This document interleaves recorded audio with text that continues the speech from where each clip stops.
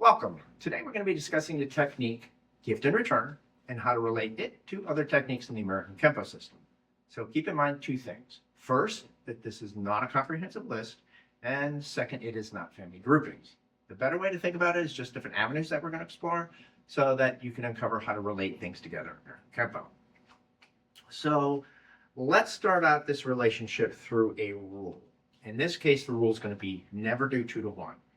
So we said previously, it's better to understand a rule than just know the rule, because then you can properly apply it. So let's talk through this beginning rule 2 to 1 thing. So if you'll notice at the very beginning of this technique, technically speaking, we're doing 2 to 1. So to understand why that is a rule and why you don't want to try and break it too much, let's go into it from a second person's perspective. Okay, so let's start out something easy like a darted mace. Okay, so why is this a bad thing for our opponent and a good thing for us? Because let's just go from a pure count standpoint. I have 3 weapons available to me. They've occupied 2 of their weapons, and they only have 2 weapons available. So even from that simple standpoint, I have the advantage, and that's not good for the attacker. So let's do a variation on this. Do it slightly better and slightly worse, something like a cause of death.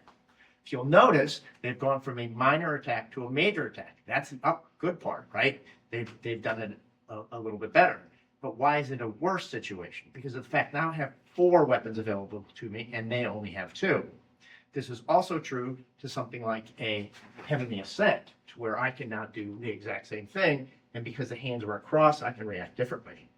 This is also true for something like a destructive twins, or even something like a twin kimono. But now let's look at this from a slightly different perspective. Why is it bad for this guy? Because if you'll notice, they're attacking me. And what they're allowing me to do is choose my response. If we go to something like the destructive twins, I could be directly offensive and there's nothing they can do about it. Or I can choose as a defender to be a little bit more passive, control the situation, and maybe de-escalate it. So it's bad for them because they move those options onto us. Okay, so let's look at this relationship a little bit differently. It could also be done from behind. This brings in things like circling wings, twirling wings, cause of destruction, falling cross, etc., a whole host of ones. We could also look at this from a range change, and this would bring in something like a crashing wings, or even from the front, something like a tripping arrow. Okay? So again, look at it purely from that standpoint of count. I have all my 4 weapons available to me, and they only have those 2. So let's flip it. Now that we understand why it's a rule and we should obey it, let's go at it from a first person's perspective. In this case, why we might want to break this rule. So let's look at the beginning of the technique again, gift and return. Why is it okay for us now to do that 2 to 1? Well, let's talk through the strategy a little bit. So what's happening here? As we said previously, we have to worry about this backup weapon, right? Okay, good consideration, but we are zoning off to the side, which should check us off there. But we also have a rule that says get the upper hand, and we really didn't get the upper hand on that opponent. So how do we do it? So in this case, what we're doing is we're doing by taking this left hand, using it with this neutral hand here in an offensive manner to cause them to bend forward and check off their dimensions. And in this case, what's going to happen is it's going to eliminate all 4 of their weapons. So if you notice, once I've done this piece, I've forced them to bend forward, which then controls all 4 of their weapons and still leaves me 2 weapons, my legs. And if we carry forward with the technique, you'll notice I expose the fact that I have those 2 weapons by using them later in the technique. So let's contrast this to an opposite. We did this through bending them down. We can also do this through an upward direction. This would bring us something like a low kimono, where if you notice, we now have that neutral hand again, and the offensive hand in this case, but instead of doing it through bending down, we're doing it through up. We could also do this using 2 active weapons or 2 offensive weapons, and through the dimension of width rather than height. And in this case, that would bring in something like a snapping twig. So if you'll notice, we can combine these concepts. That would bring in something like a gripping talon. So if you'll notice, what I'm doing is I'm zoning to the opposite side of that didn't gift in return. I'm controlling that height zone up like I did with the long kimono, but then going through and do that hit just like gift and return. So if you look at it, it's basically a combination of both gift and return and loan kimono. We can then carry this a little bit further and bring in something like a crossing talent, to where I can do something similar to what I did in loan kimono and gripping talent and gift and return. But if you'll notice, we're going to start this from the gift technique. So if you notice the beginning of what we were talking about, we have to worry about that backup weapon, and we did it by evasion. We don't have to do it through evasion.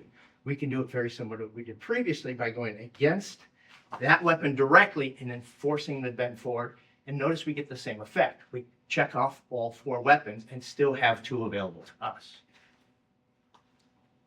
Okay, so we've done the first person, second person perspective. Let's bring in a different way of thinking about this. Considerations. So we have man-made weapons and we have natural weapons. So once we start bringing in man-made weapons, we have to worry about something. Man-made weapons are far deadlier than natural weapons. So that brings in considerations. If we look at something like Defying the Storm, we're doing this 2-to-1. Why is that okay? Because of the consideration.